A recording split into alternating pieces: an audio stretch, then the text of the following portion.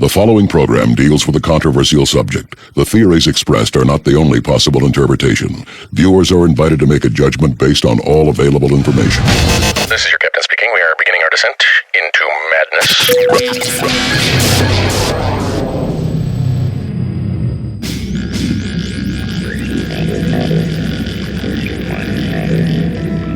Open your mind.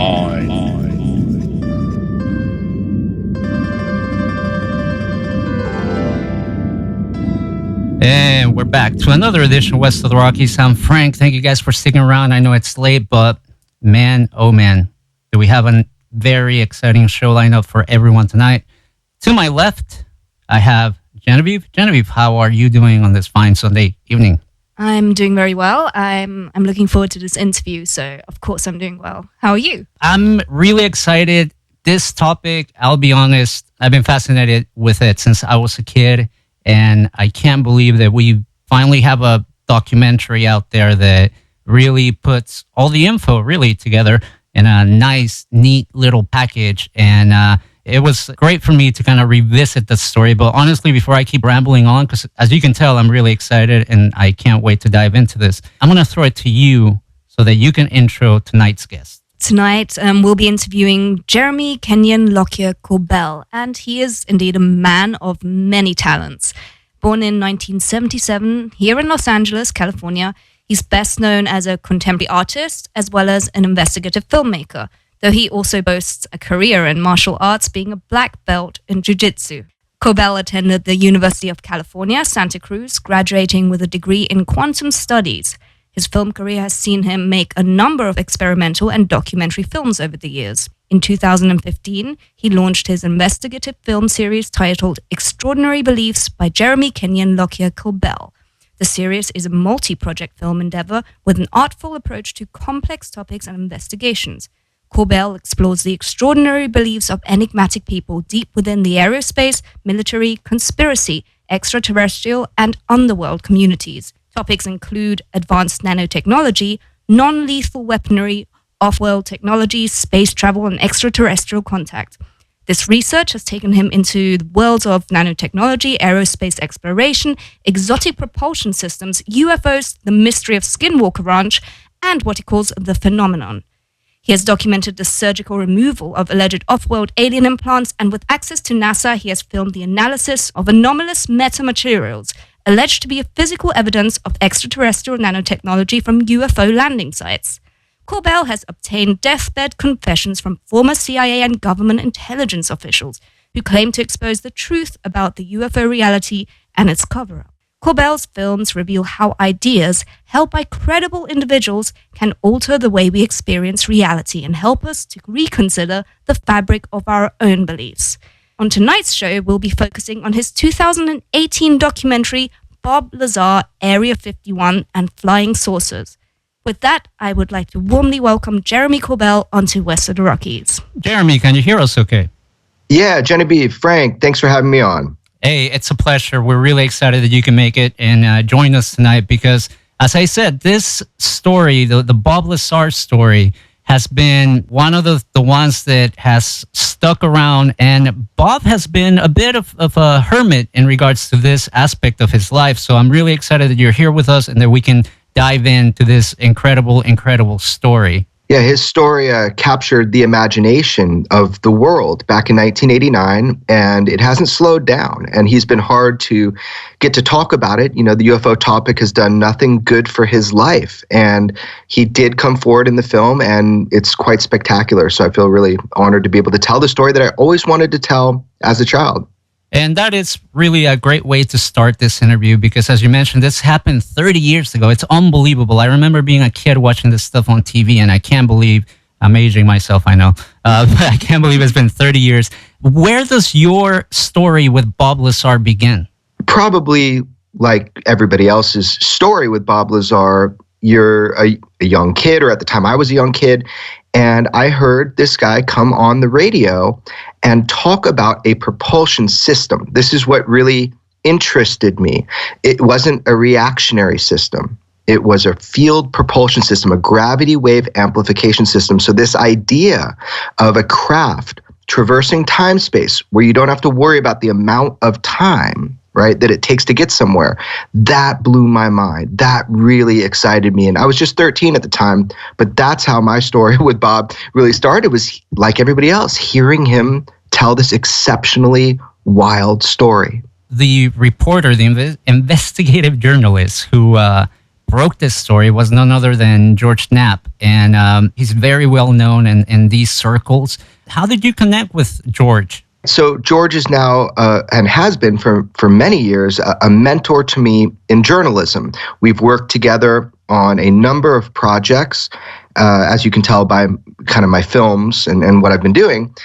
And really how I connected with George was I had been talking with everybody about the Bob Lazar story. I had been filming people that were on the peripheral to this whole story. I kind of knew a lot of the people involved at that point.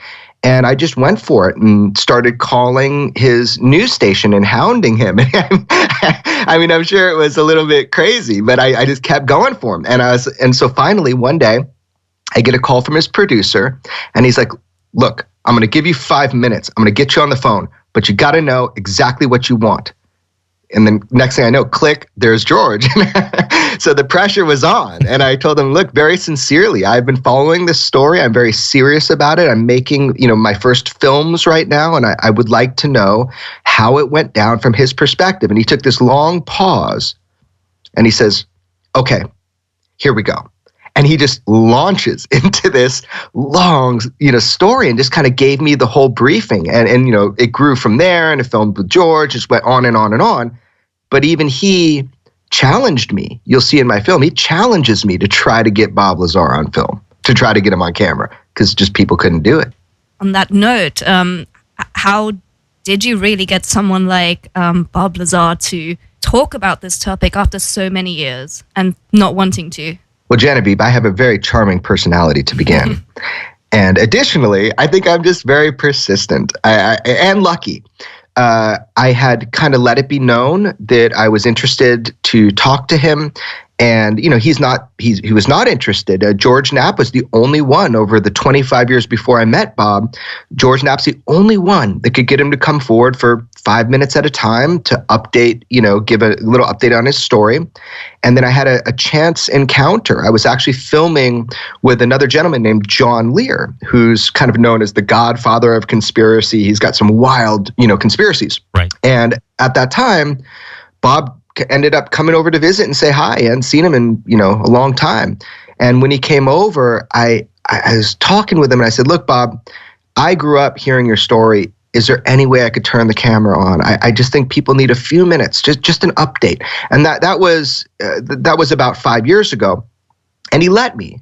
And so I was able to kind of give to the public in free form, a new 3 minutes of direct testimony from Bob Lazar. And I think he began to see what I was about, the way I handled that. And over time, we became friendly. And I told him, look, I'm here if you ever want to tell the story. Otherwise, and I think I convinced him of this, I said, otherwise, the way your story has been twisted and disemboweled and mutilated by the public and by people inserting their own fiction into what it is you said, that's going to live on. That's the future. That's going to be your legacy unless you come forward and tell your story again. Because 30 years later, we know more now than we did then.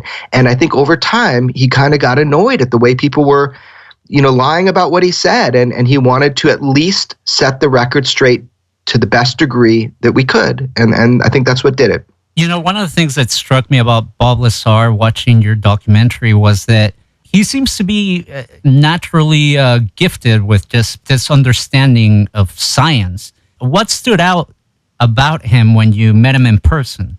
Right. I think that's really the aha moment for people. It's funny. George used to say this. He goes, you got to know Bob in order to understand his story. The moment you meet Bob, his story becomes plausible.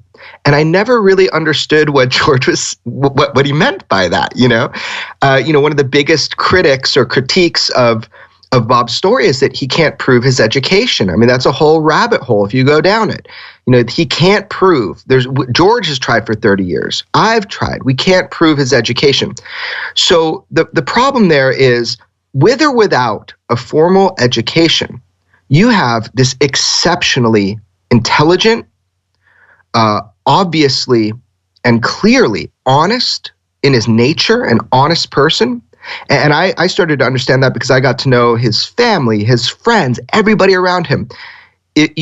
People that are liars or con men, the closer you get to their inner circle, the more people that have been burned. I mean, that's just the nature of it. I found the exact opposite with Lazar. Just today, I got off the phone with somebody that worked with Bob Lazar at Fairchild Industries. This is like 1982. This is way before he was Bob the UFO guy, before he worked out at Area 51, before he's even in Nevada. And this guy called me today just to tell me, I saw your movie. I want to tell you, I don't know about Bob's claims, but I worked with him. He was honest, he was straightforward, and he was exceptionally gifted. He said that the thing about Bob, a lot of people talk about stuff. Bob actually does it. And he remembered and recalled to me how Bob would bring his jet cars, like actual cars with these incredible jets built into them, and how sophisticated it was. And this guy's an engineer who worked for the government, he's 70-something years old now. He worked, for the government for decades in scientific capacity. And he's like, I don't know the details of Bob's story that he's telling now, but I can tell you as a character, Bob Lazar was a fascinating individual. He was scientifically minded. He could do things that none of us could do back then. And so I find testimony like that really compelling, very interesting about the character of Bob Lazar. One of the things that also I found interesting in the documentary was that when the question was posed to Bob about, why did he think that he was handpicked to work in Area 51, he said that he thought that perhaps they needed somebody that could think outside the box. And I think that also gives you an insight into the type of, I know that he's a humble guy. He probably wouldn't agree with me using the word genius, but compared to me and the rest of the mere mortals in the world, he is, like a genius when it comes to science and what he does. I once asked him, how did you know? So his very first vehicle he ever got, his mom told me this story. He got his first car, and he's a young kid. By the next morning, he had almost gutted the car of all the things that were not necessary, in quotes, right? Mm-hmm. So it would go faster. Somehow this guy, and I asked him, how did you know how to do this as a kid? How did you know to completely disassemble a car, change the carburetor, all this stuff? Had you ever worked on cars? And he goes, no, I hadn't. I don't know. It just made sense to me. So when you say someone's like a genius, yeah, I guess that's a good definition. The guy just has these abilities that come from the way that his mind works. But let's slow down a second just for your audience who might not know who Bob Lazar is. Let me just give you the 30-second version so people understand who we're talking about. In 1989, a man came forward on camera on KLAS News with a young reporter at the time named George Knapp. And he came forward in silhouette. You couldn't see his face. And he went under a false name, under the name Dennis, which was actually the name of his boss at Area 51, or actually at Site 4 at Area 51. And he came on the news, and he says, he didn't say his name, but he says, I'm coming forward because I'm worried about my well-being and the well-being of my family. I have been working at a sub-base of Area 51 called Site 4, and at that base, I was tasked with attempting to reverse engineer or back engineer alien propulsion, an alien spacecraft, a saucer, a flying saucer, a UFO that was not from here. And I was tasked at trying to back engineer these systems. And for a lot of reasons, the job has kind of gone sideways, and I'm coming forward to try to get it all out in one moment so that I can protect myself. And so that I can just say it all at one time. So that was the first we ever heard about this idea of this back engineering at Area 51 of alien spacecraft. And then 9 months later, George Knapp convinced him to show his face, tell his name, And the rest is history. That story went global. It went worldwide. The reason you know about Area 51 and the reason it's a household name and the reason you associate these flying saucers, these classic discs with Area 51, that's because of Bob Lazar. And from there, Area 51 has become a meme and has gone all around the world, from shot glasses to beef jerky to baseball teams to postcards. It's the Nevada symbol. I mean, it's amazing. All of that happened because of Bob Lazar in 1989 going on the news with George Knapp, and that's history. And linking that to the discussion regarding his credibility, it was mentioned in the documentary that the evidence that he's telling the truth outweighs the evidence that he's not. And, you talk about there having been no news articles or TV reports about a lot of the things that he mentions, such as S4. Correct. So that was a statement by me in the movie because that has been my experience. I have looked into this story probably more than almost any other individual on the planet. And what I have found is that the evidence supporting Bob Lazar's claims outweighs the evidence against it. There are things that Bob knew that they strike you. How did he know? How did he know if he never worked there? How did he know if he didn't work on these alien spacecrafts? So there's a number of things, and I can go through the list on what those things are. But I think overall, the statement is important that from my perspective, what I've learned from Bob is that I can't discount what he's saying. I have to listen to it. None of his friends, people that knew him before he was Bob the UFO guy, nobody has ever come forward to contradict what he's saying. In fact, it's the opposite. Everybody had lived through it with him at that time, when he was afraid for his life, when he was working out at the base, and they support what he's saying. So it's a personal choice. So, both of you and your audience, you need to decide for yourself reality. You need to decide for yourself, is Bob Lazar worthy of your trust? And I hope that my movie gives you insight into his character, because that's what's been missing for these last 30 years. Everybody knows the basics of the story, although there are new things that I discovered and uncovered in my film. But what you really get is you get an insight into the daily life of an individual with an extraordinary claim. And the idea is that you can look at it and decide for yourself if he's worthy of your trust.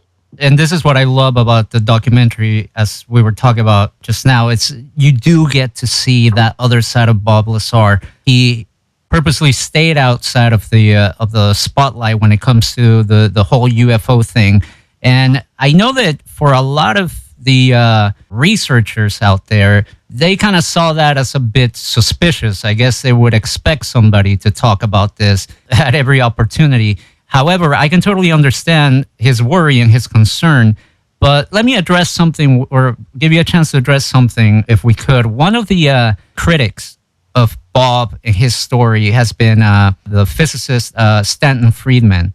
And I remember we bumped into Stanton at a UFO conference out in Joshua Tree a few years back, and we were just talking about random things, and the subject of Bob Lazar came up, and I asked him, what his take was on that, and he was pretty hung up on the lack of records as far as like school records and things like that. After watching your documentary, Genevieve and I were discussing it, and Genevieve brought up a point that perhaps, and going down this kind of conspiracy rabbit hole, perhaps when Bob and anybody else that was employed at Area 51, when they began working there, is it possible that maybe the government, as some type of like reassurance or security thing, maybe they deleted his records? I mean, what is the theory behind the lack of a paper trail for Bob?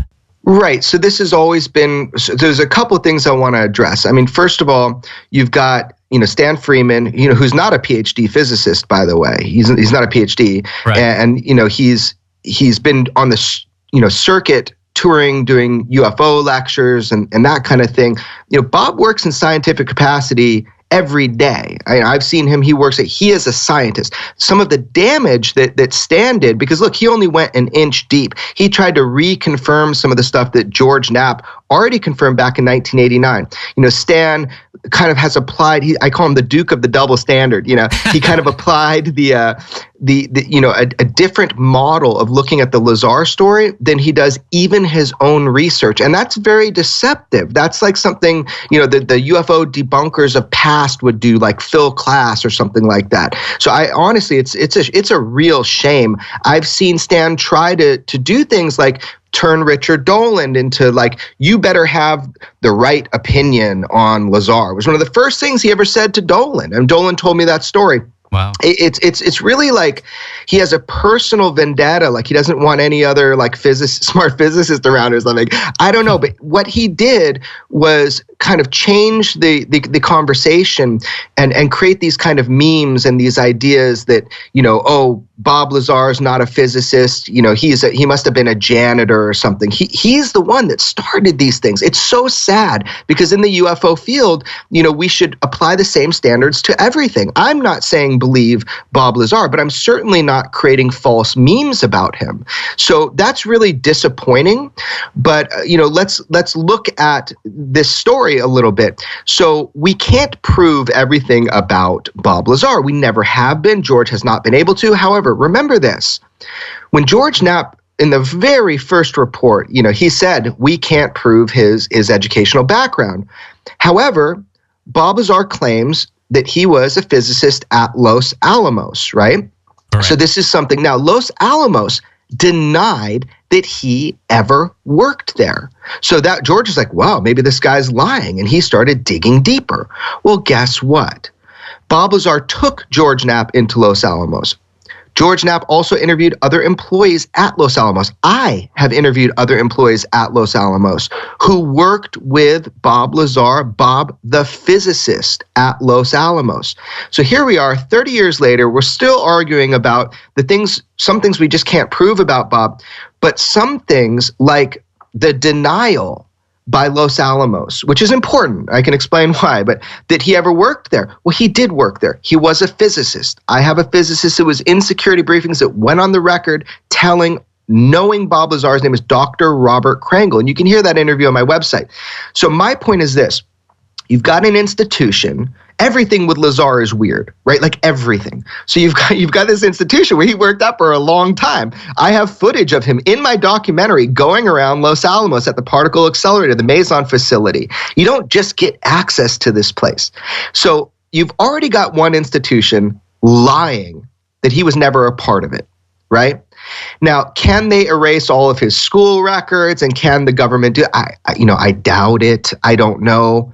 I don't understand that part of the story, but I don't know that it's the most critical part. So my answer to you is, I don't know if the government can erase everything. That just doesn't seem reasonable to me, okay? But we can prove that Bob Lazar worked at Los Alamos as a physicist. That has been proved every way from Sunday. If he worked at Los Alamos as a physicist, to get that job, he had to have some credentials. He had to. Even if he didn't, that's the thing. Is it plausible that being a physicist at Los Alamos, that he could get picked up, just like he said he did? Could he get picked up by, Nellis, which is Area 51 S4, to work on these projects because he's an out-of-the-box thinker? Yeah, he could. And in fact, he knew things about the base at that time, which he couldn't have known unless he was there. Right. And we're going to get into a bit of that in a few. Genevieve? I want to just to check. Was it there that his name was found in? Was it the telephone directory? Yeah, George Knapp found that. So they're telling George, sorry, we don't have any record of him. And Bob says, well, look, I know my lab phone number. He's like, I can tell you the number. There's people there who'll probably pick up that know me, right? And then they found this phone book, and there's Bob Lazar, Robert Lazar, in the phone book with the number that he had said. And then, of course, he took George Knapp to Los Alamos and, took him all around the Meson particle, facility. And I have footage of it in the film. You see these little B-roll shots of that from 1980 something, so 1989 or something like that. So yeah, so there's many things like that, Genevieve, that just, he was there, he worked there. Let's move on to Area 51 is my attitude, because we've proven it every way from Sunday now. Right. And just to add like an extra layer of reassurance that happened, I, if I remember correctly in the documentary, you also mentioned that he appears in the Los Alamos newspaper. They mention him as working at Los Alamos, if I remember correctly. Yeah. Bob Lazar, the physicist. So that's Mr. English. I've talked with him. He was the journalist from the Los Alamos Monitor. So what was really interesting was Bob Lazar was on the front cover of the Los Alamos Monitor as, Robert Lazar, the physicist at Los Alamos. I mean, it's right there in black and white. So we've got that article. It's just really, happenstance that he happened to be featured in that magazine because of one of his jet cars. So I actually talked with the journalist, and he says, yeah, I remember that well. Bob, the physicist, he worked there, so I did a story on him. And he said, interestingly enough, Ed Teller is the godfather of the atomic bomb or the hydrogen bomb or whatever it was. Ed Teller, very famous physicist. He was there the next day giving a lecture. And how this journalist remembered that is because he also interviewed Ed Teller.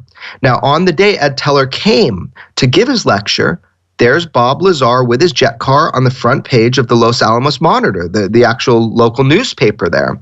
So that is how Bob was able to approach Ed Teller, and he says, hey, that's me you're reading about. And they had a long conversation, and that's how Ed Teller remembered him when Bob was looking for employment back in the scientific field.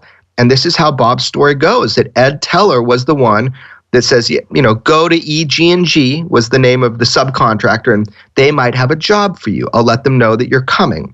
So from Bob's perspective, if you just follow his story, yeah, it adds up.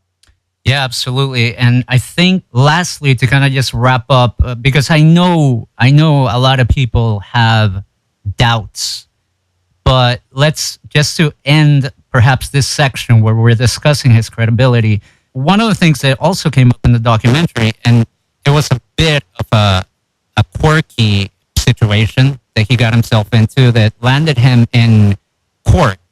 And in court, they asked him, I believe the line of questioning led to his education. And in court, which is under oath, you're in front of a judge, he repeated the same story of his education. And I like what George Knapp said in the documentary, that if he was lying, that was the time to come clean, correct? Yeah, he was looking at jail time. So let me explain that so people don't misunderstand it. Bob Lazar is one of these guys. He lived a wild life. He easily somebody you could discredit if you wanted to.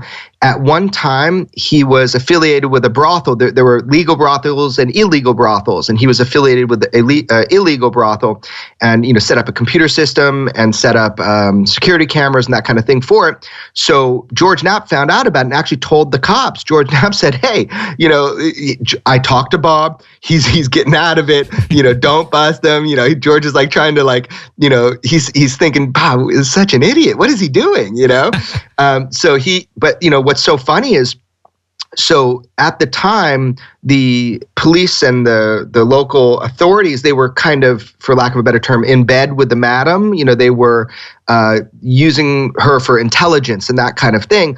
So the only person, nobody else even got a parking ticket, but Bob Lazar got hit with this archaic, charge of pandering.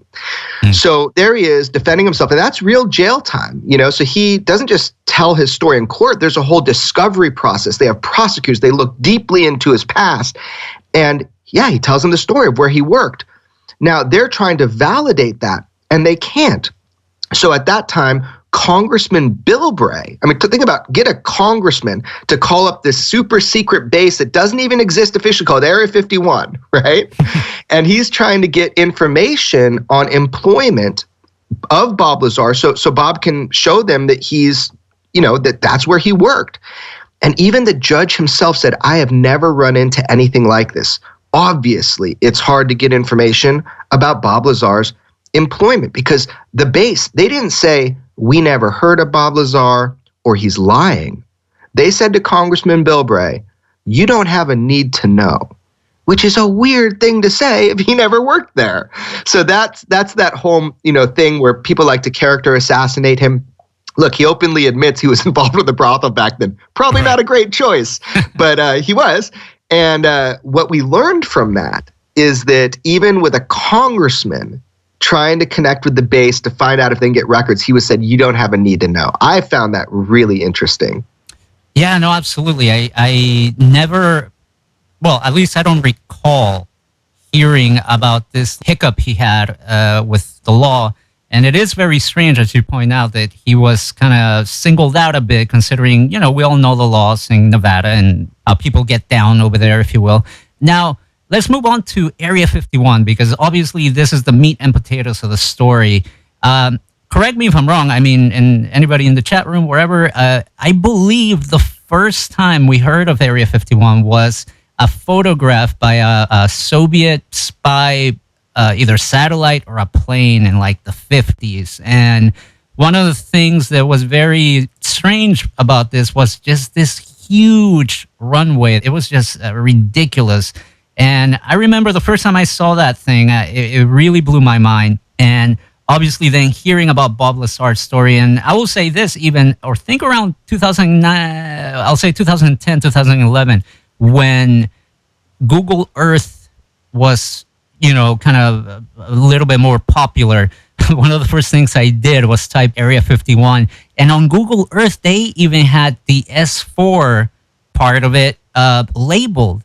So it's crazy how it's become common knowledge. But back when Bob came out, this thing, it was still a very obscure subject to talk about. Yeah, there was no. So look, it went by a number of different names, the Box, Watertown, all sorts of stuff. So the only way you'd know about Area 51 is, if you lived in Nevada, there were always rumors and whispers about this secret base because they'd always fly, or drive from Las Vegas. But as far as popular culture, no. I mean, look, Obama was the first president to ever say Area 51, to actually call it that.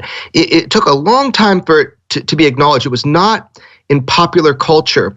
Although, there are people obviously that were working there, and if you live in Nevada, you kind of know about it, but for it to become so famous and so popular, yeah, that was because of Bob Lazar. Now, Site 4, look, it was never in any books, it was never written about, any publications, no one had ever heard about it. That is fact. Site 4 was never acknowledged. In 1989, right after Bob came forward, as George Knapp was putting him through the ringer, getting people who worked at Area 51 to sit down with him and grill him. What do you see when you get off the flight? What color are the buildings? What's directly to your left? He passed all those tests. Everybody that George Knapp, 4 people that George Knapp brought forward who he knew worked there as a journalist, right? In secret, sat him down and was like, tell me if this guy's lying. All of them believed that Bob Lazar had landed and had been there. Now, Bob Lazar worked south of Area 51 at that Papoose dry lake bed at a place he called Site 4. Now, George Knapp knew the head of public relations for the base back in 1989. It was a different era. So George called them up and said, do you have a Site 4? And they said, yeah, we actually have multiple Site 4s. Are there secret projects being done there? Yes. Can you tell me anything more about it? No. So it was admitted that Site 4 was an actual place back then, but Bob was the first one to talk about it. Now, I also have personal confirmation in a multitude of ways about Site 4, but that was Bob. Bob brought it forward first. That's how we know about it. Now, another thing that I found really interesting back in the day, and maybe you watched this show as well, because we're kind of contemporaries, I can tell. One of my favorite shows would follow the X-Files every Friday night on the Fox lineup, and it was a show called Sightings, hosted by Tim White. And that's where I really got familiar with Bob Lazar. And I remember one of the stories that they did on Bob was that he would take out people to this little lookout point on Wednesday nights, and they could see this strange light maneuvering in the sky in the wee hours of the morning. And I remember thinking that was like quite fascinating. And I remember a few months later, maybe the next year, there was like an update to the story that apparently the whoever runs that base, they extended the perimeter to encompass that hill so people couldn't get a view into this. And the thing is, how could he know that these tests were happening on this night at this time if he wasn't there, right? This is one of those things where you got to say, how did he know? So let me be very specific about this, because people get part of the story and you're going to be amazed. It's actually much more than that.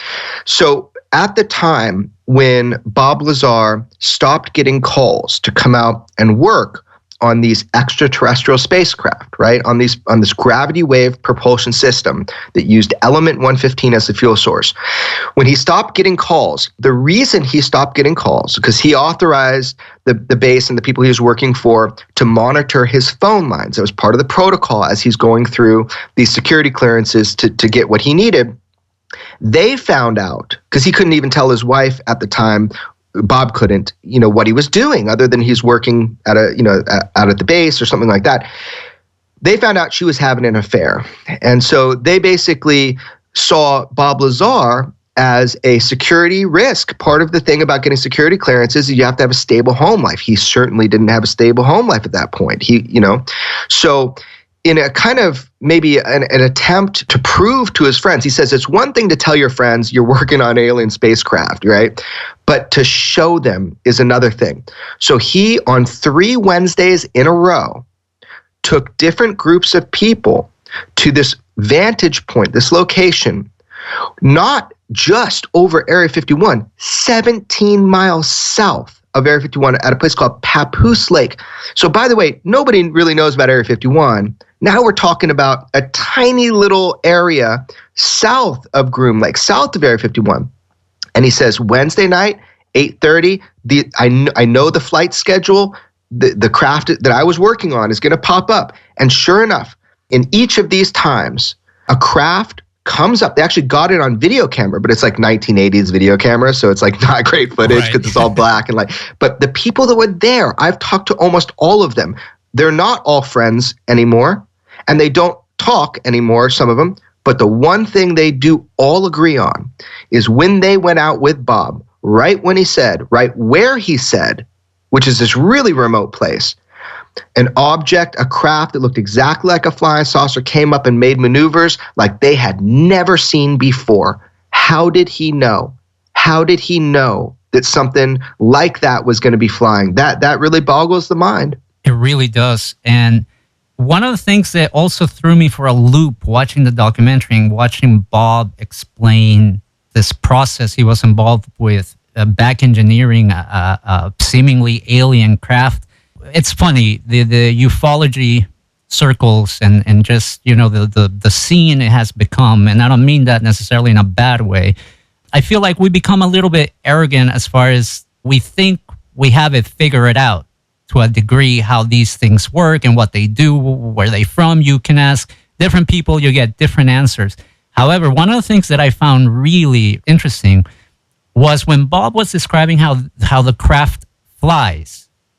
And we can get into the propulsion system in a bit, but the one characteristic that I did not expect to hear about the way these craft fly is that apparently they fly belly first, the underside of the craft, and we see movies, we hear, or we watch even like videos of people that have captured strange things, and we are kind of convinced that UFOs fly, like saucers skipping through water, as most people describe them. It was interesting to hear the way Bob described it, and if you could kind of go into that a little bit, because that was really fascinating. Sure. So that's partially correct. So let me give you the details on it, which is that there were 2 power modes that Bob Lazar witnessed in how the gravity wave amplifiers, I guess for lack of a better word, propelled the craft. So there was a configuration in the low power mode where it can lift off the ground, and it can kind of lift up using the Earth's gravity and pushing away from it. That's where one of the gravity wave amplifiers is facing down. So it kind of looks like, if you've ever, kind of talked to people who've seen these things, sometimes they say it looks like it's floating on water, that kind of thing. That's when the belly's facing down and these craft lift up and then kind of maneuver in little ways. But in the high power mode, that's when the craft will turn its belly towards wherever it needs to go in time space, essentially. And all 3 gravity wave amplifiers will then focus in on a single point, and it snaps into place. I mean, that's the nature of this distortion effect with gravity, if we believe, what Bob Lazar is saying. So there's two modes of travel. One with a single gravity wave amplifier facing straight down, and that's when you're within the proximity of another massive gravitational body like the Earth. And then the other is for more of, I guess you'd say, like interstellar travel. And that's when it turns its belly towards the destination it's going to. The whole craft is enveloped. If everything is as advertised, it's enveloped with a gravity field. So the occupant inside never experiences a differential between, their, inertia or momentum or anything like that. It's truly fascinating. Something that was said to me by a designer, an aerospace designer, he says, I don't know, this is recent. He says, I don't know about Bob's claims. I don't have any knowledge for or against. He says, but when I heard Bob explain how the gravity wave amplification system works and how the entire craft is used in that system, as an aerospace designer, I have to say it is the most genius explanation that I have ever heard of a spacecraft and how it works. So he's not saying for or against if he believes Bob's story. He's just saying he's got to be a freaking genius to be able to figure out, a story like how this works, unless he's just telling the truth, just like how he was told they operate. And I believe we got a question in the chat.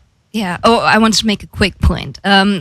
Regarding the kind of belly first way of maneuvering, it reminds me of the various pieces of evidence that you see floating around in documentaries and on the internet, where a kind of that cigar-shaped flying saucer or UFO is depicted, and I think that's much more common. Right. So the misconception about these vehicles, the military, the Defense Intelligence Agency calls them AAVs, anomalous aerial vehicles. When they're doing public relations, it's AATs, anomalous aerial threats. Hillary Clinton, went on Jimmy Kimmel and said, "Oh no, it's not UFOs anymore; it's UAPs." So there's all these different acronyms. Basically, what they're all saying are vehicles of unknown origin with capabilities far beyond our technology. That's what ATIP, Advanced Aerospace Threat Identification Program, that was outed through the New York Times in December of 2017, that program was studying these advanced vehicles and trying to understand how they operate, because whoever understands that, they have a warfare advantage. So the misnomer is that craft of unknown origin, let's call them UFOs for now, that they're either cigar-shaped or they're saucer-shaped. In fact, they're all sorts of shapes. The design apparently is not uniform for these. People are seeing for thousands of years, since the beginning of recorded human history, all sorts of vehicles that seem to traverse time and space in a way that traditional propulsion, as we know it now, can never do. And that is something we can't get around. The phenomenon is real. Our own government has told you now that it is real. And it is up to us to try to understand and pick through the junk information out there and to come to a greater understanding of the universe and also our place within that universe. And I think that's what, we get from this. When people say, I believe in UFOs, well, I hate that. Belief has nothing to do with it. That perspective is challenged by an informational reality. We have the information. It is there. To say that we believe something, that is an incorrect way to look at this phenomenon. Not that you said that, that's often what people say is, do you believe in UFOs? It's either true or it's not true. And the social consensus needs to catch up because we have the information now. It has been given to us. It is there. This stuff is real. And this is a question that we've got in the chat on LiveMe, and username Antichrist is asking, Uh-oh. Here we go. He's asking, if Lazar really has all this information and it's true, then why isn't he dead? Essentially. Well, yeah, I'll let Jeremy answer, actually. Yeah, go ahead, Jeremy. Right. So that's kind of like, okay, first of all, I don't know, is it true? Is it not true? So you have to decide that. If Bob really saw this stuff, I mean, what information does he have? I mean, all he has is he told you, what it is that he was working on. Why isn't he dead? I mean, he said it all. If they wanted to kill him, they would have killed him, immediately. I think it's either that there were factions that wanted this information out and he was used as a patsy to get this information out to the public, or it's exactly as advertised, and he was under threat, but made the decision to come forward, to come public, say it all at one time on the news with George Knapp, and then what else can they be afraid of? He's already said the story. If they kill him now, maybe they validate his story. If they respond to him in any way, they validate his story. So maybe he said it all, got it out there, and then the best thing for everybody else to do is just look the other direction because it's too crazy to believe anyway. Most people are not going to believe it. And like he himself said, he went public with this information for insurance's sake, life insurance, essentially. Yeah, he did. I mean, whether your audience believes that or not, I know Bob and I know everybody involved, and it was real. He was terrified. They were being followed. Their phones were tapped. George Knapp's phone was tapped. They were visited at the news station by naval intelligence. This stuff is real. Other sources came forward to confirm Bob's story. 6 people came forward to George Knapp through his phone line at the news station, and every single one of them was visited and threatened with their life not to talk to George Knapp. And to this day, they won't do that. So, yeah, I mean, that's an indicator that somebody doesn't want this story out, and somebody believes Bob in the government. Right. And you know what? We're going to take our top of the hour break a little earlier just because our next set of questions, I don't want to interrupt them by taking a break because we're going to get into some more heavy stuff here, including your documentary kicks off with Bob Lazar getting raided by the FBI. And again, yeah. So, I mean, you can't argue that, well, why is he still alive? I mean, we're glad that he's fine and he's okay. But, that doesn't mean that he's not dealing with some very, very serious issues. Well, yeah, I mean, the Antichrist, as he called himself, asked a good question, right?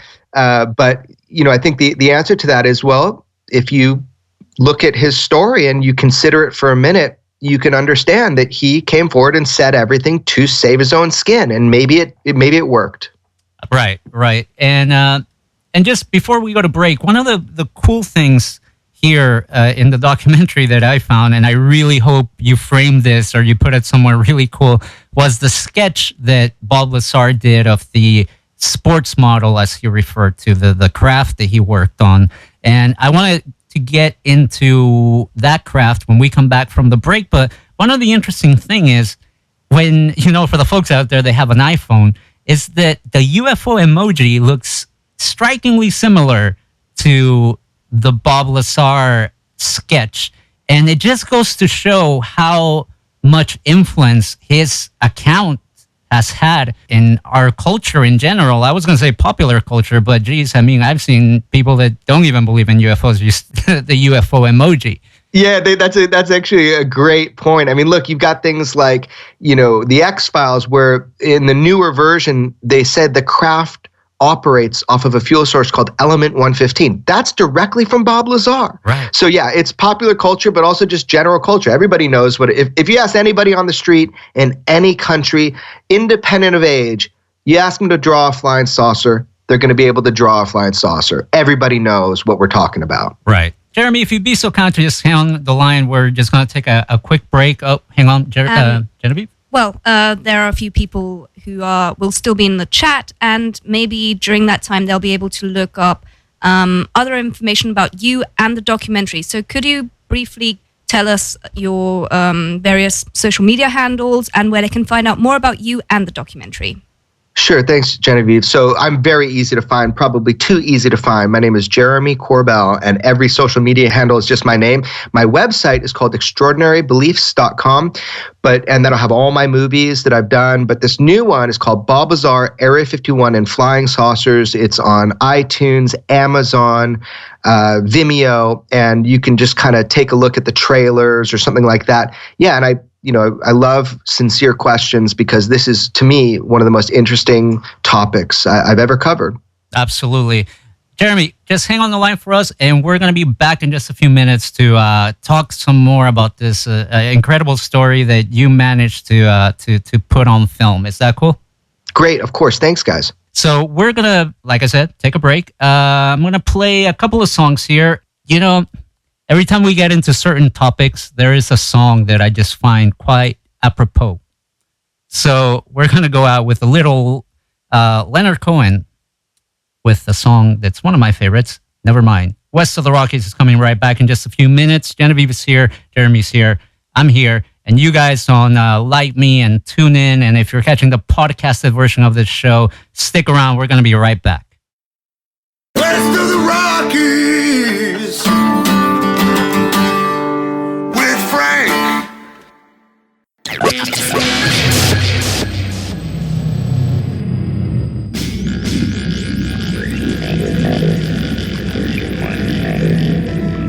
Open your mind.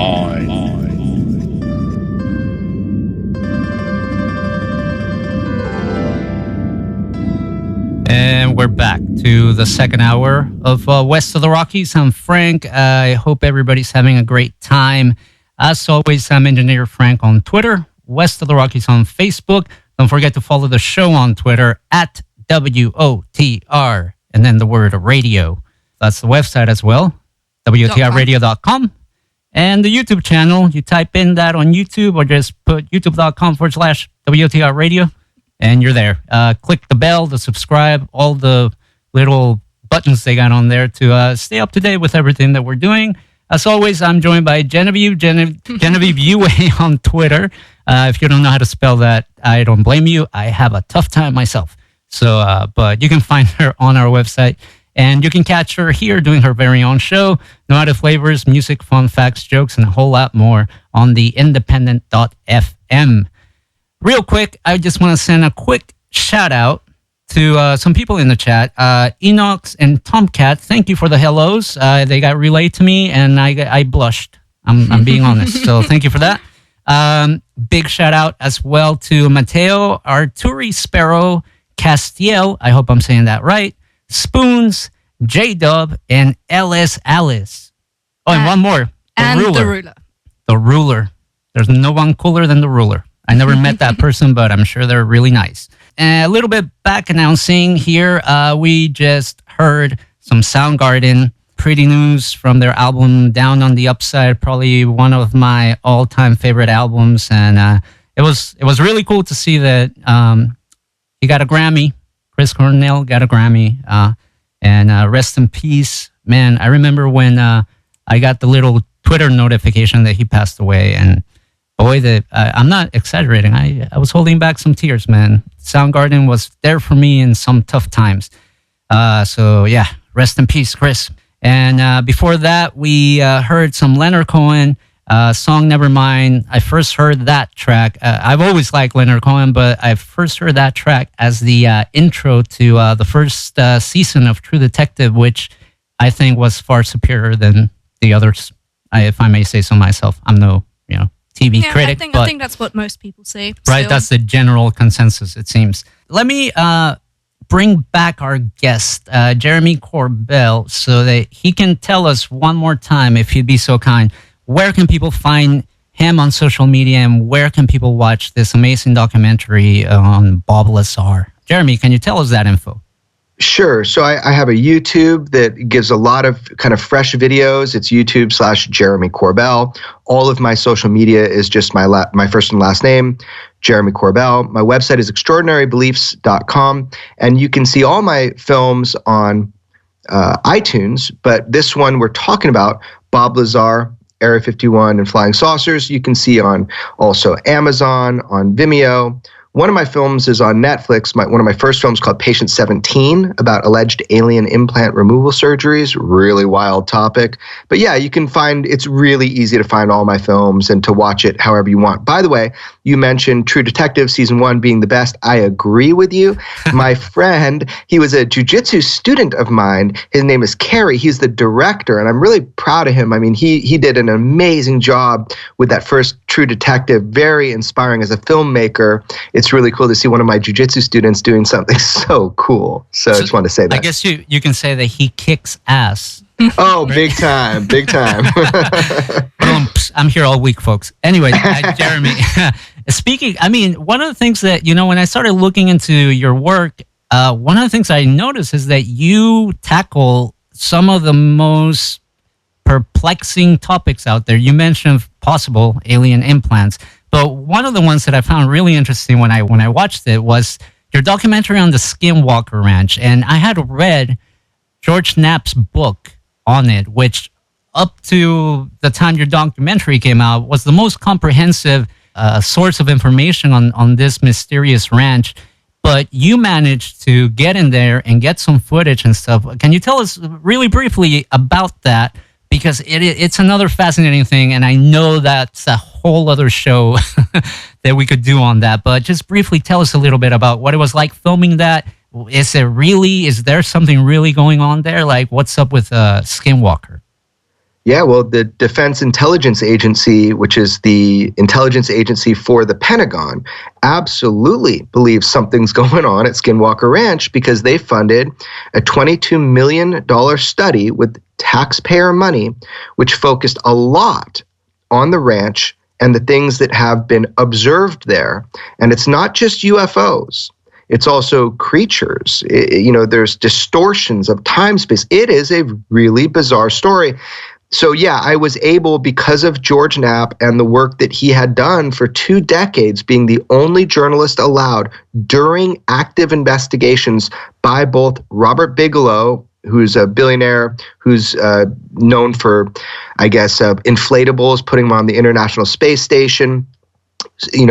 George was allowed to document with film a lot of the investigations, what was going on, but he was never allowed to release that footage. So I pestered George over and over, come on, man, we got to get this out to the world. And there was never an opening. But then the ranch was sold to another individual. And that opportunity, that moment, really opened the door to go back into George Knapp's archives, to pull out that footage. We were authorized to do so, able to tell that story through the visual medium of film, because as you said before, there was just a book. They weren't even allowed to put a single photograph in that book.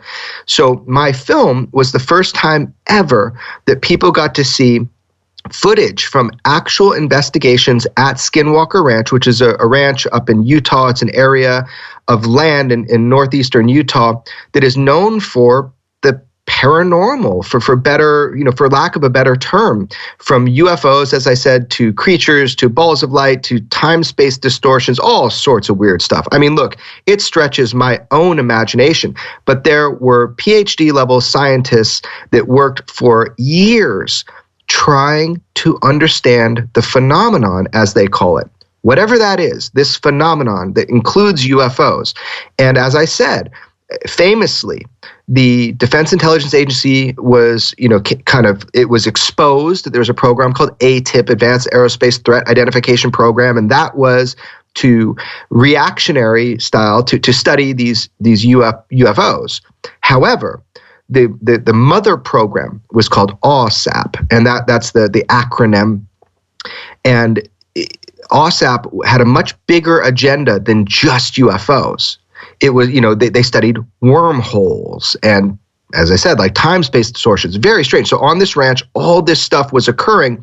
Now, for the first time ever in my film, you get to see modern-day footage from the third major investigation that's going on right now. And you get to see the ranch. There's an interview with the new owner. Now, I had to shield his identity because he wanted to make sure that he keeps his identity private. because he didn't want to. He's a businessman and he's known, and it would be better if he could keep these things separate. And I totally respect that. But yeah, in this film, you get to actually see on Skinwalker Ranch, and you get to see all this historic footage.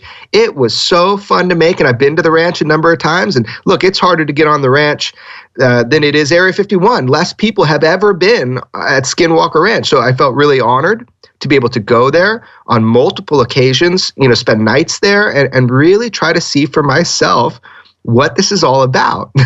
And I did not have a paranormal experience.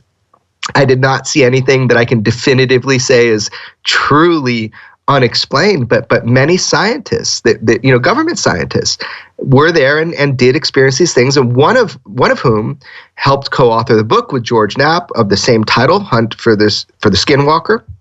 And it's his name is Dr. Colm Kelleher, and it's just astounding. It's astounding what has been documented and recorded on that ranch. However, we still don't know what is driving what they call the phenomenon. Wow. Yeah, no, it looks like that will remain a mystery for a little longer, it seems. I hope one day we get closer to the truth. Absolutely. And I think we're going to dive back into the Bob Lazar story. And Genevieve, I'll let you kick this one off. Well, going back to what we were talking about just before the break, though Bob Lazar is very fortunately still alive, I think we can safely say that he does not exactly lead a private, completely unmonitored life. Could you tell us a bit about what happened regarding the FBI raids? Sure. And it was a multi-agency raid. We still don't know. We know the FBI was involved in the recent raid, but there were other agencies. And we've been trying to get information on this because it was a very dramatic experience that I actually, for the first time in my life, got to kind of experience the negative side of this. So I'm out there and I'm filming with Bob, and we decide to have, I'll say, like a private conversation. We left his house, went further out onto his property, and I actually was recording because I wanted to have, even encrypted, I wanted to have this part of the story documented. And he agreed. And so we kind of went out and we started filming, and this was never intended to be in the movie, because I didn't know he was going to have an FBI raid in the middle of the movie, but this is never supposed to be part of the movie. It was just something we were recording and going to encrypt, and it's just, kind of like an insurance. It's just something to keep so that somebody has it documented. And right before we kind of get into some of the kind of more sensitive parts, and look, I'll be straightforward with you. We went on Larry King, and Bob was straightforward. He told Larry King he believes they were looking for the fuel for some element 115, because famously back, in the early 90s, Bob revealed or claimed that he got a piece of this fuel source, this stable form of element 115 that he says he worked with out of the facility. Now, he says he got it out of Los Alamos, not Area 51, because it was being machined in Los Alamos for use at Area 51.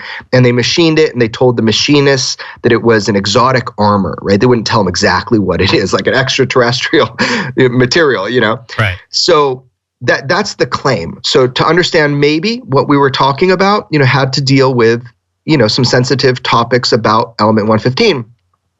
So I asked him at that moment, I said, do you have your cell phone on you? I felt like I was being paranoid and I was being ridiculous. And we both agreed, well, better safe than sorry, take the phone. We want this to be a private conversation, nothing illegal, just a private conversation. So I ditched the phones, a couple 100 meters away, came back, finished the interview. Again, none of it was supposed to be in the movie. And then I left. And the moment I left, agency after agency, about 25 forensic agents descended upon his place of business in this tiny, sleepy little town in Michigan and went through his business and property, sectioning it off in meter cubes, and they mirrored his computer. Their excuse was they were looking for paperwork. Now, I know a lot of people that work in that field as a federal investigator, and they have all told me, if you're looking for paperwork, you call somebody. You send one person over there. This was over the top. Now, however you want to look at it, whatever you want to believe about it, I'm not asking you to believe anything. I'm just saying he was raided. It is my understanding that they repeated back to Bob the specific conversation that we had before we ditched the phones. So this is the first time in my life when I feel a private conversation was intercepted. And, that's infuriating. It's something that's very abstract until you yourself experience it. And I felt bad for Bob. I mean, he's a good guy, and his life was turned literally upside down. They turned his place upside down.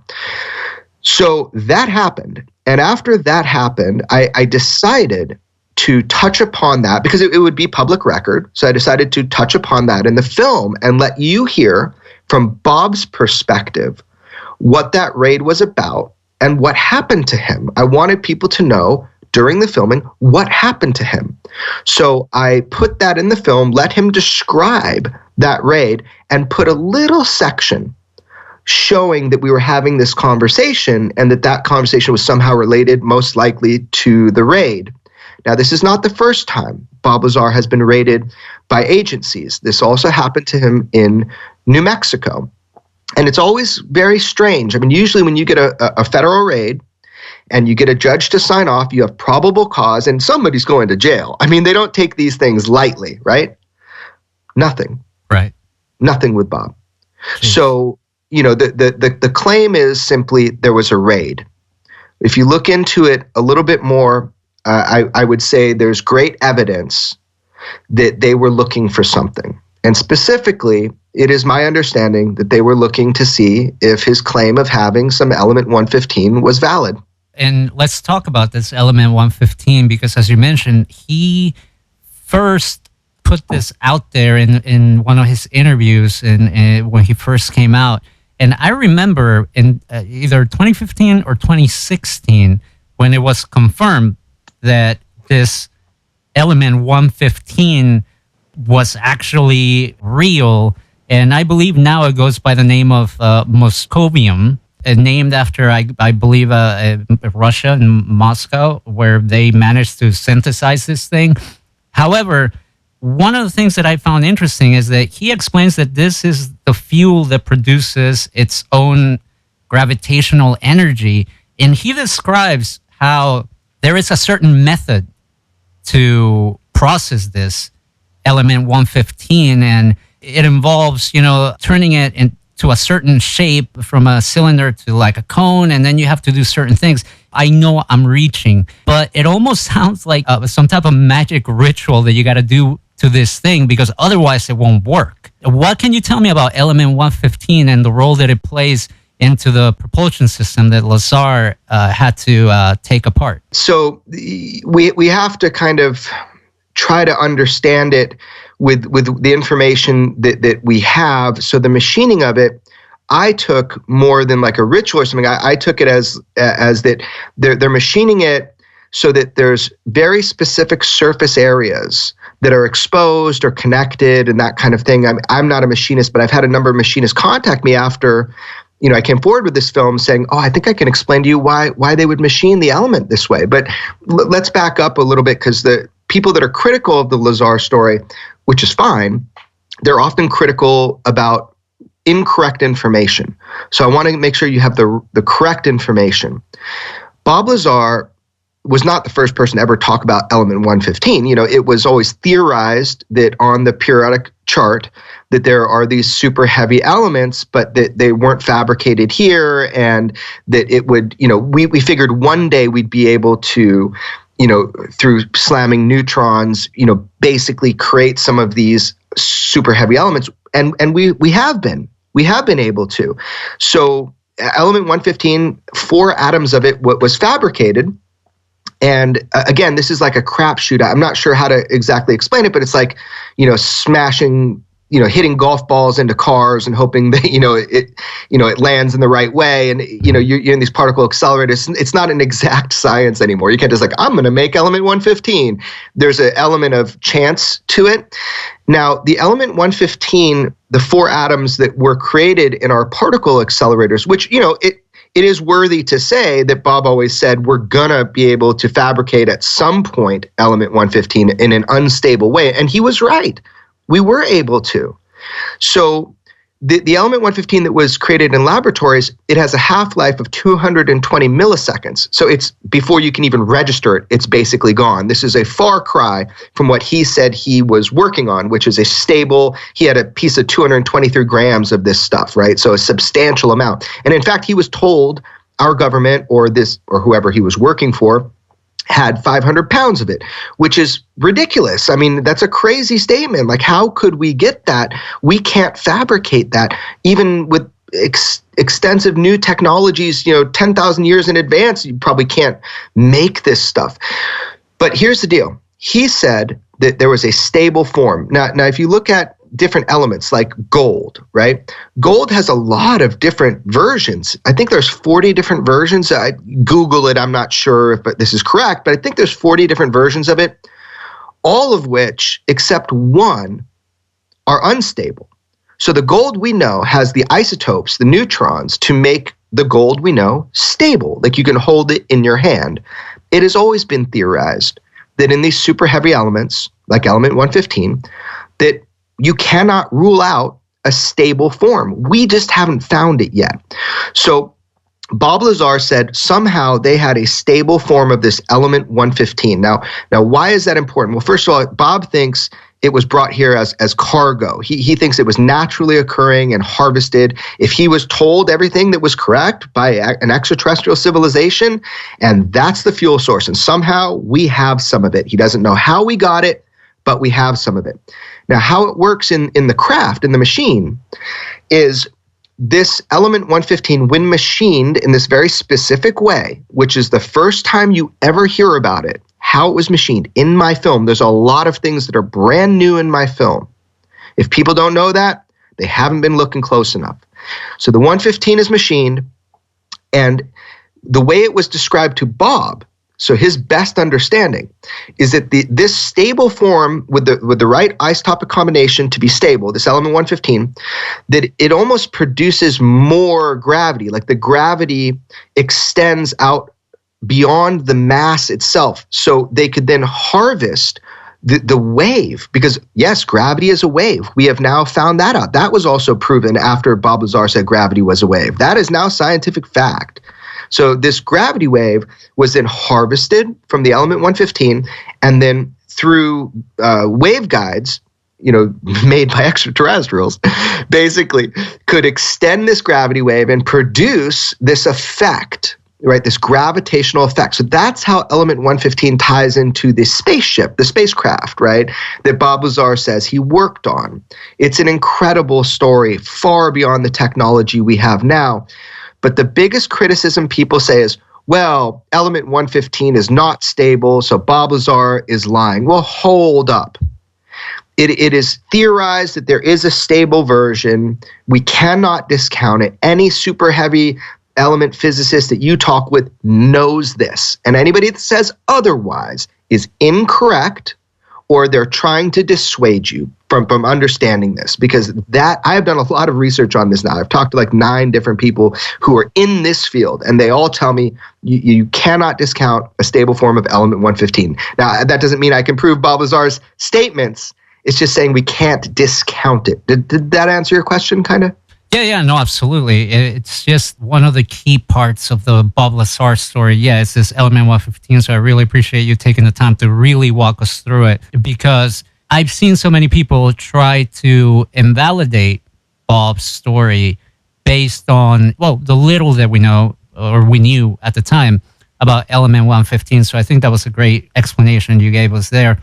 Now, one of the other things that was really interesting about the Bob Lazar story was how he describes the inside of the craft. One of the things that stood out to me when he was talking about it was when he starts describing the height of the chairs inside the UFO, which were not to the proportions of a normal size adult human, if you will. Can you tell us a little bit about that? really interestingly enough, so there's Bob. He's one of the most skeptical people you'll ever meet. I mean, that's what's interesting about him. If he can't see it, touch it, and, with his own hands, he doesn't take it on face value. So they told him, you're going to be working on this, machine, and it's really cool, basically. And, he walks by, the first time he ever saw it, he walks by this disc, this flying saucer, and he runs his hand along it. And he thinks to himself, look at this. Everybody who thought about, UFOs from other worlds, he's like, what idiots. They're ours. In his mind, he's like, we have the flying saucers. It was a natural thought. He saw it. Right. But it was when he got into the laboratory and he started to kind of be shown a little bit more about the craft and how it worked that he realized this is not our technology. They're asking me to reverse engineer it. And it started to dawn on him that this craft, that the system, that this technology was not from here. And in fact, there's a known physics that they were using in these facilities to understanding that is being held back from humanity. But even that didn't prove it to him. It was that moment you asked about when he walked into a craft. He got on one occasion, he was allowed to go into the craft to look down in the lower levels and look at the way that the gravity amplifiers were situated in the spaceship. And he goes in, and the moment he steps in, I said, well, how did that feel? And he said, ominous. You felt like you shouldn't be in there. Everything is the same pewter gray. There's not a single edge, like a sharp corner, anywhere. And he says, and the biggest thing was, I look at the seats, and they were like half human size. You wouldn't build something like that. It was like claustrophobic for a full-grown human. And that really dawned on him, holy cow, this was not made for us to operate. This was made for smaller beings to operate. And that was this real powerful moment that he remembers vividly. And it dawned on him what he was actually working on. It became real. There's been a lot of speculation as far as where did we get this technology. I know we would be speculating here, but do you have any thoughts? I mean, some people have said that these are saucers from the Roswell crash. These were captured. These were given to us in the alien treaty with Eisenhower. I'm sure you're familiar with all of these possibilities. Do you lean on any of these? Yeah, I'm the worst at speculating. I'm a documentary filmmaker. I document what other people think. I have no idea. I can't even begin to provide any evidence or proof or even ideas on all of those things you just said could be. But I will tell you one thing, and this is new. This is something that for the first time ever, I really pressed Bob and got him to kind of speculate. And he says, look, I don't know. He goes, I read briefings. He read a whole bunch of wild briefings that said these were craft from the Zeta Reticuli star system, that these grays, they actually called them the kids. That was the term for the aliens. No one ever said aliens at the base. They always called them the kids. And he thought that was hilarious.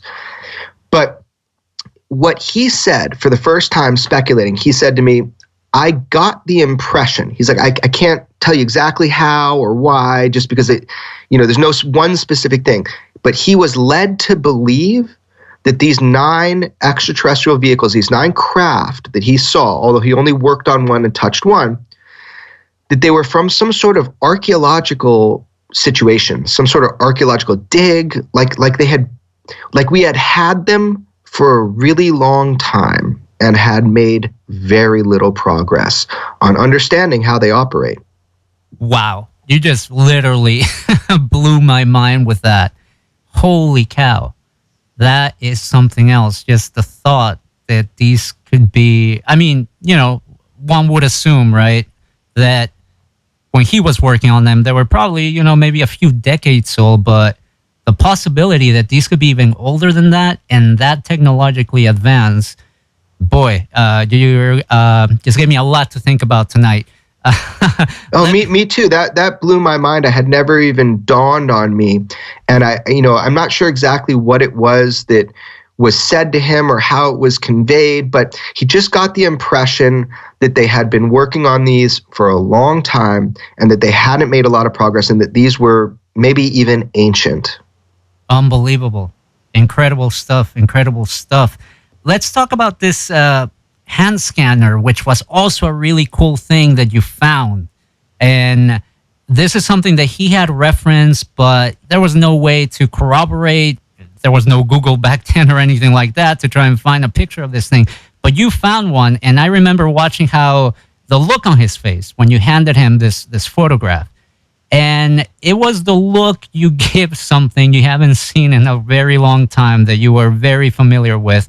It's the equivalent of when I find maybe a childhood toy in all my junk, and I'm like, oh yeah, I forgot about this thing. Can you tell us a little bit about what's the story behind this hand scanner, and why was it such a critical piece in the puzzle of Bob Lazar? Yeah, that was a really exciting moment, and you see it exactly like I experienced it. You know, what I try to do in my documentaries, and why I'm often in my documentaries, is because I want you to kind of follow me on my journey of discovery. So this was one of those things that we could never have had access to 30 years ago when the story first broke.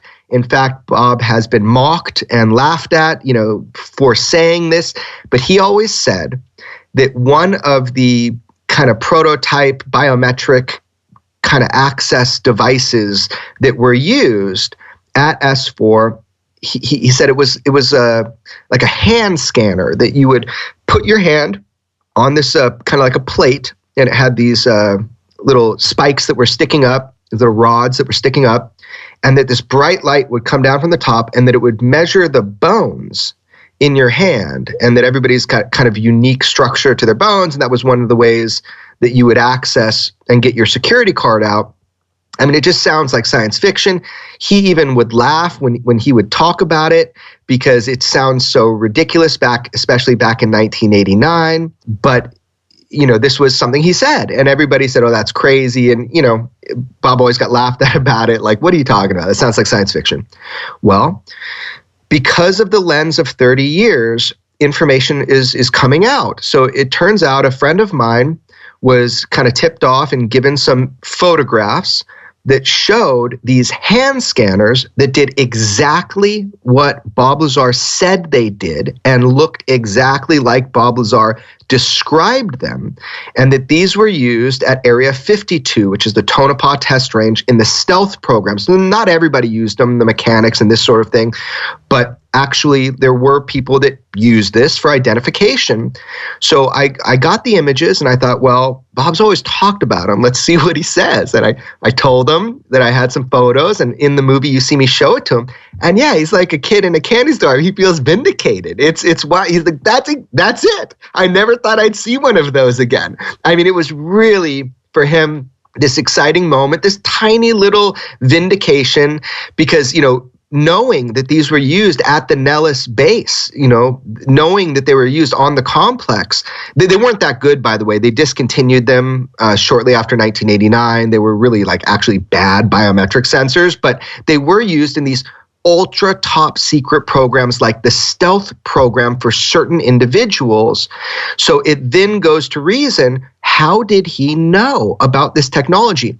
Now, what's funny is if you go and you watch Close Encounters, you know how sometimes the military, they'll consult for a film. There's this glimpse where you see a guy walk through a door and he puts his hand under something and a light goes off. That was it. It's called the Identimat. So it was already kind of hidden like an Easter egg in popular culture, but in no way does that mean that Bob knew that it was being used, at the base without how would somebody know that unless they were there? People argue, well, somebody told him. Okay, sure, somebody told him. But you could say that about Bob's whole story. For him, it was this great moment, this little vindication. And you're right, when you see Bob react to this, that was a genuine reaction. So he knew. And that's the first time you hear about this, first time you see the photos is in my film. There's a lot of firsts. People will watch it and they're thinking they're not seeing anything new. Are you kidding me? How Element 115 was machined, the hand scanner. I found the guy after 30 years and got on the phone with him that did the security clearance for Bob Lazar. Nobody knew that before. Bob always said there was a guy named Mike Thigpen. George Knapp, was able to track the guy down, but was never able to get him on the phone. I talked to him at length on multiple occasions.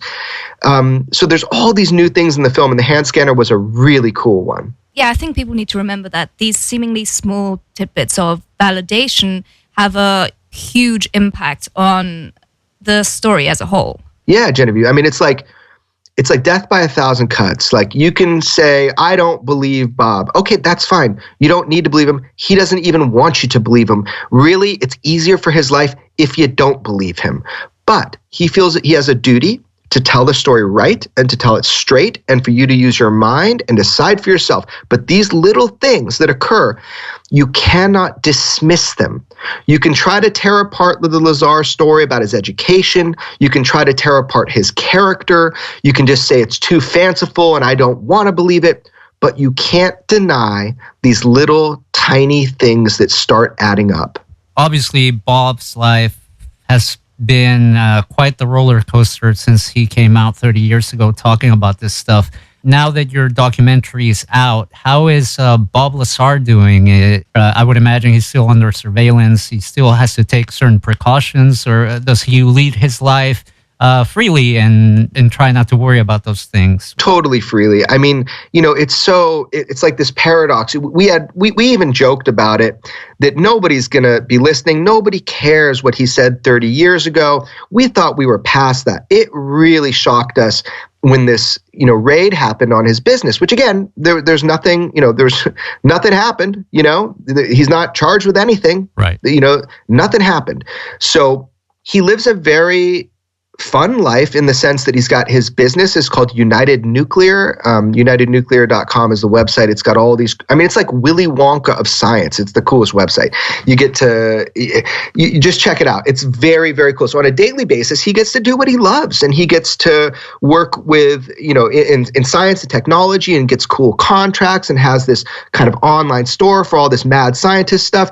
He's got a great wife and a great life. He's got a great home. He's got all these animals and horses, and he just has a great life. He was worried, and I was worried, that by stirring this all back up and righting the wrongs and straightening out the record, that he would be under scrutiny in ways that were not good for his well-being.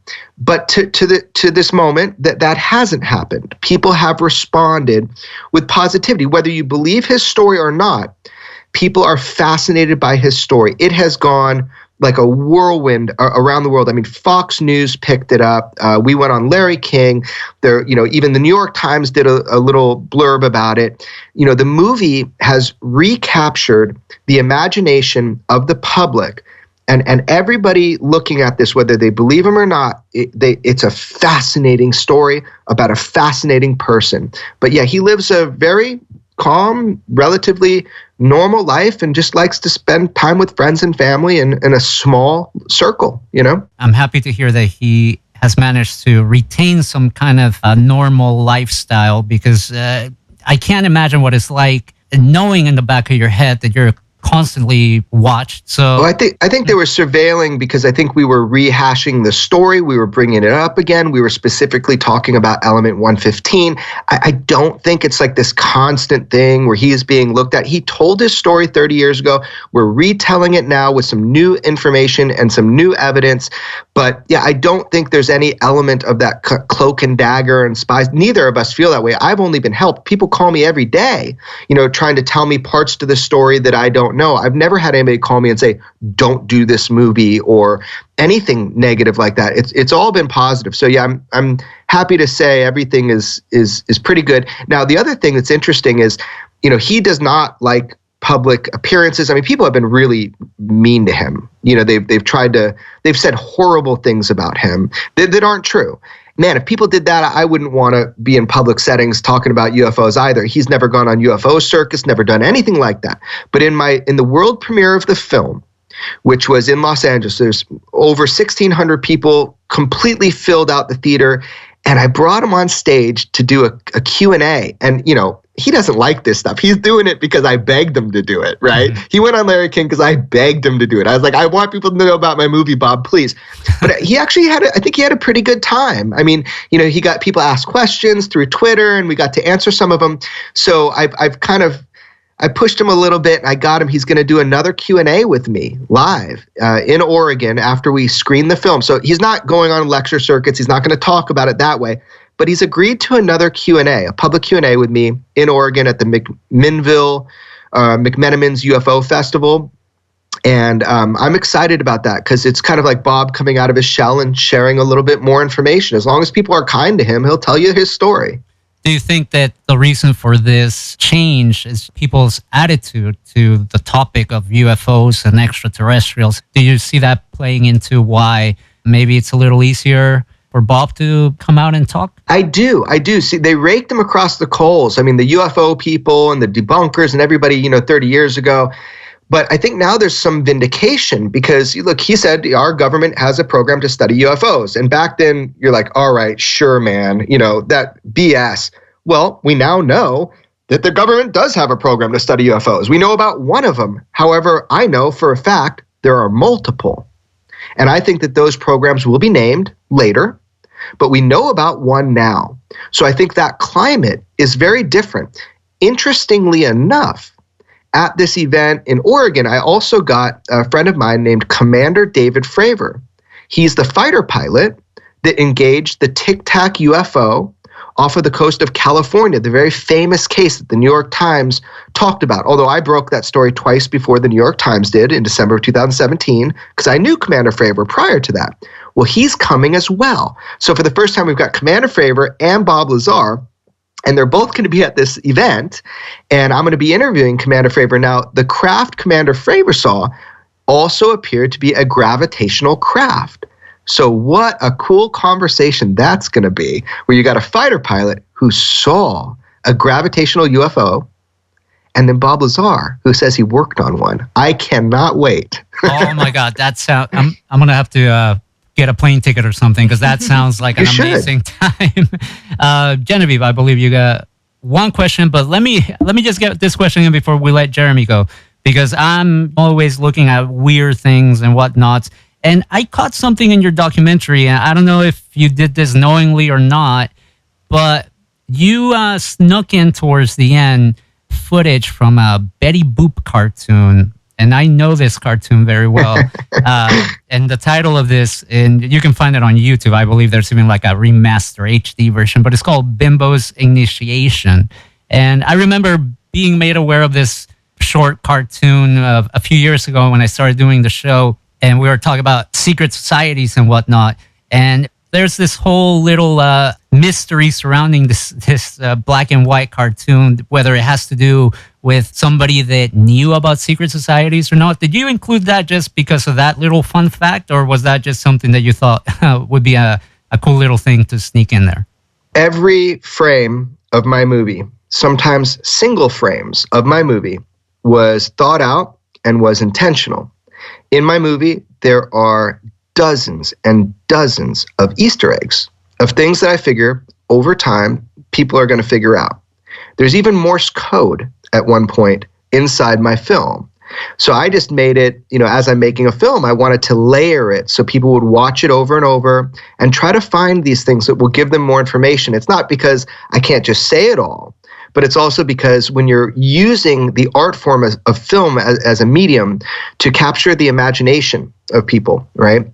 You want it to be something that people want to watch again. They want to discover. They want to look into it. They want to explore it, because the more they can kind of understand the content, the better grasp they're going to have of the story.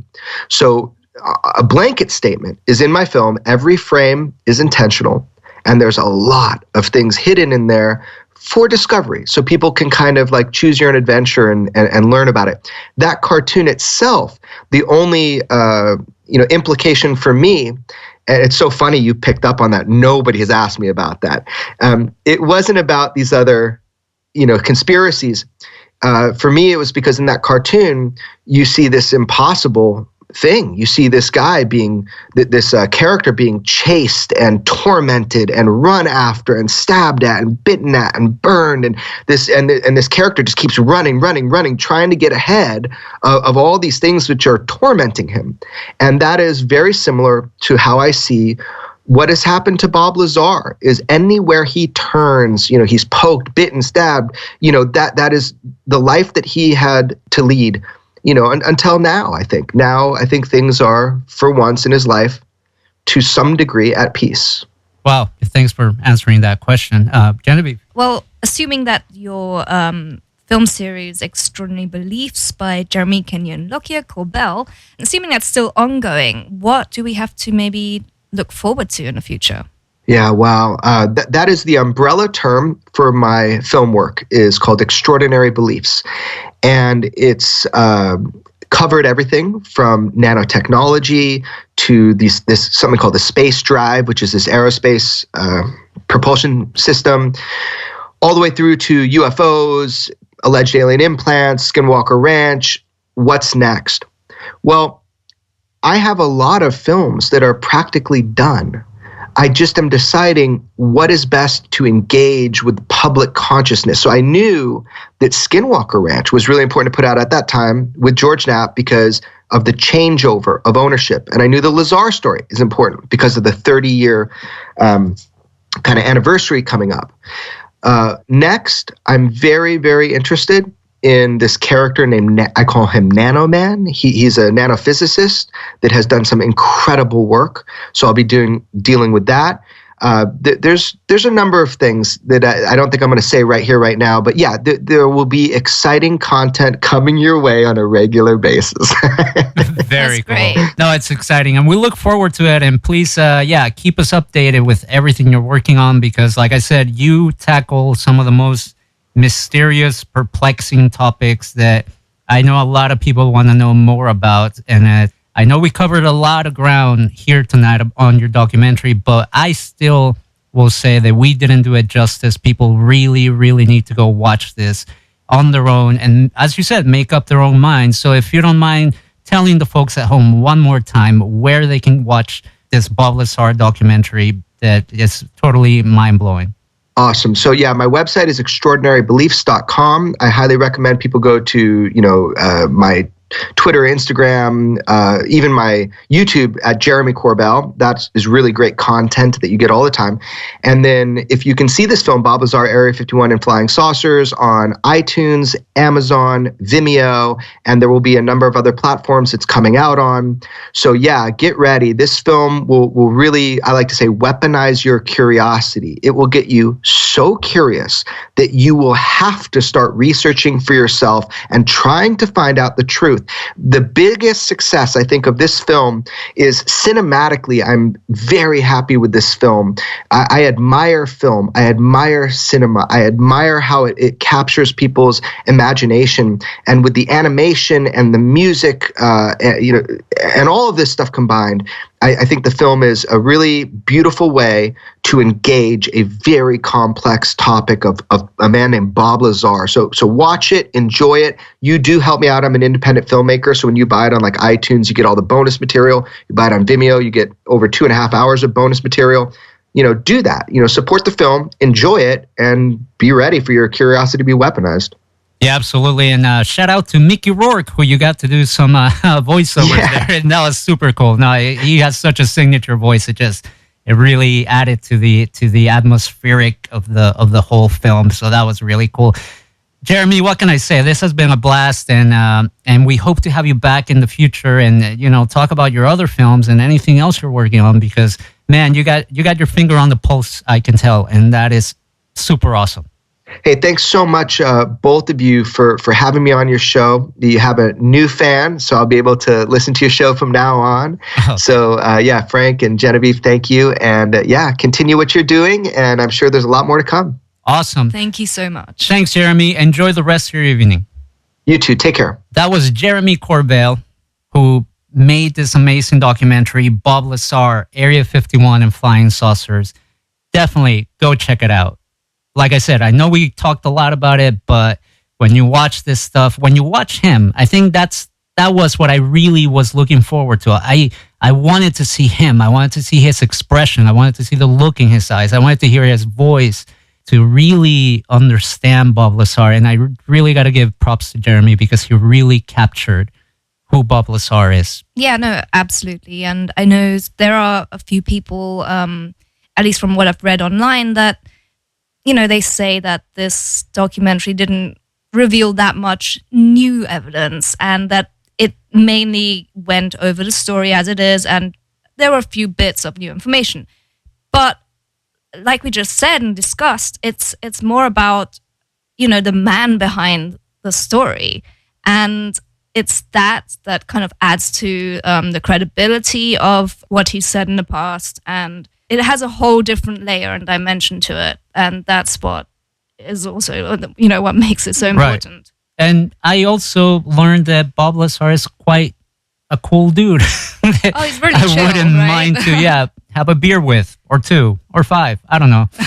But yeah, definitely check it out. Bob Lazar, Area 51 and Flying Saucers. Jeremy Corbell was our guest tonight. And man, I have to say, the one thing that got me tonight was when we were kind of speculating a bit, and he mentioned that Bob Lazar felt that these craft could be potentially ancient. I mean, that really did it for me. Anyways, folks, if you missed any part of this show, don't worry. You'll find it on our YouTube channel, youtube.com/WOTR Radio. We'll also post it on our website, WOTRradio.com. And check it out. Check out some of the other cool stuff we have on there. As always, I'm Engineer Frank on Twitter, West of the Rockies on Facebook. Follow the show on Twitter at WOTR Radio. Genevieve Uway at Genevieve Uway on Twitter. And you can catch her here doing her very own show, No Added Flavors, music, fun facts, jokes, and a whole lot more. Genevieve, thank you for joining me. Thank you. And thank you to all the folks at home that were tuning in tonight. I hope they had just as much of a good time as we did. Mm-hmm. Thank you for the interaction, the questions. And I know I didn't get to mention everything that was said in the chat, but we got a couple good questions in. Yeah. No, I think we did. And I'm going to send us all to bed with a little bit of Tool, because that's great bedtime music, ain't it? No? Well, yeah. Yeah. Of course, I guess that's the standard lullaby, right? And I think they're coming out with a new album soon, so really? Get stoked for that. Yeah. Here we go, guys. Take care. Be safe. God bless. Don't do anything too crazy. We want to see you back next week. Till then, bye-bye. Bye. West of the Rockies with Frank the Engineer on the Independent FM, Los Angeles.